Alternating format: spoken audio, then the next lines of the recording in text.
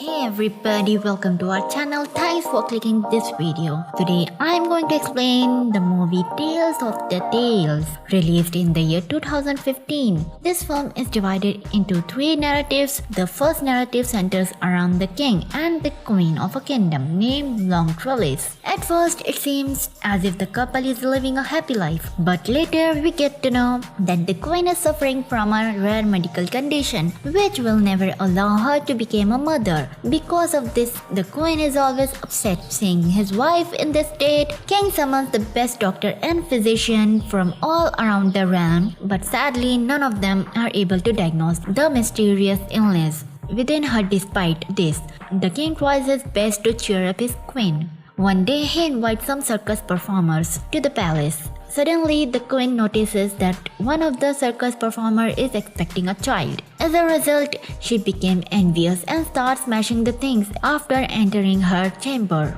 When the king finds out about this, he pays a visit to her room and vows to go to any extent to solve her problem.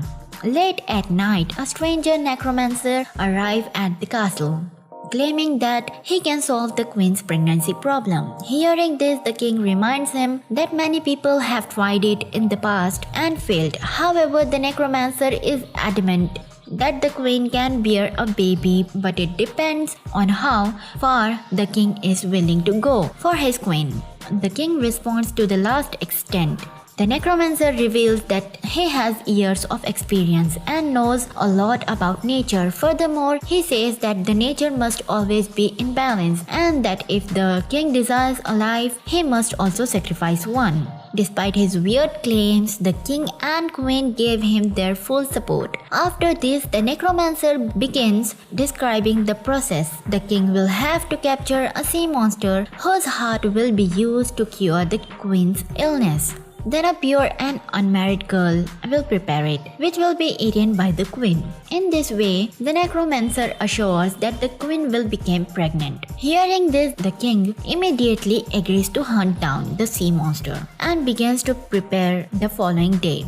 The king sets out on his mission. He finds the creature in one of the rivers. When the monster is sleeping, the king walks into the ocean and attacks it. He eventually is successful in slaying the beast but gets critically injured in the struggle. Soon he succumbs to his injuries, but before he does, he removes the creature's heart.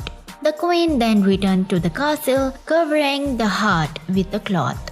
Heartless because her husband died for her and she didn't even see him again. Later, a maid at the castle is found to be unmarried and pure. As a result, she is tasked with preparing the heart.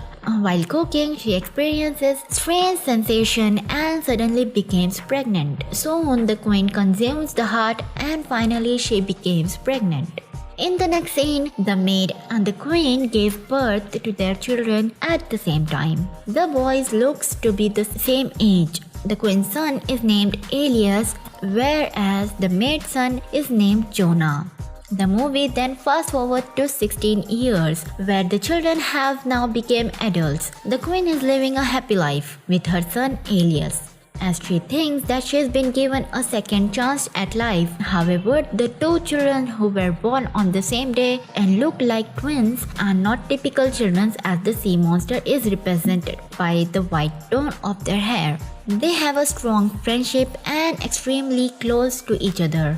The queen, on the other hand, despises their friendship. She informs her son that as a prince, he is not permitted to be friends with the maid's son, Jonah. Despite this, Elias ignores his mother and continues to meet with Jonah. Later, we also get to know that the kid has the capacity to breathe underwater in a unique way.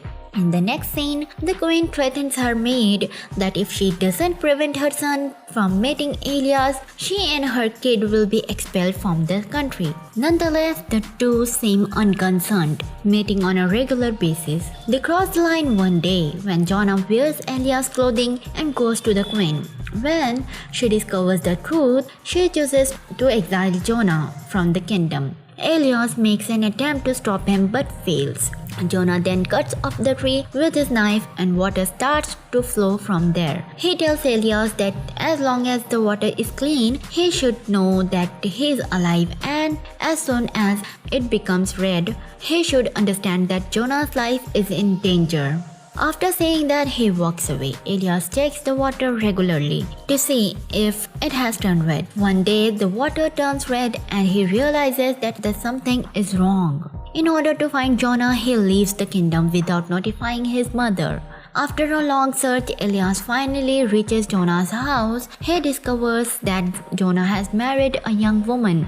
The people there identify him as Jonah, since they share the same facial features. Then he learns that the Jonah had gone to the forest 5 days ago and has not returned since. Elias then goes out in search of Jonah while the queen grows more concerned about him. Left with no options, she approaches Necromancer again, but he asks the same thing, that if she wants her kid to return, she must make a life sacrifice. Then the queen immediately accepts this proposal. Elsewhere, Jonah is injured inside a cave. A flying creature then strikes and attempts to kill him. After hearing him scream, Elias locates Jonah and terminates the creature with his sword. However, Elias is unaware that the creature is none other than his own mother. But that's what was agreed upon, life for life. In the final scene of the first narrative, Elias ascends to the throne of the kingdom and the story ends here. So amazing people, that's it for the video. I will explain remaining 2 stories in the upcoming videos. So you should subscribe to my channel and click the bell icon for future uploads.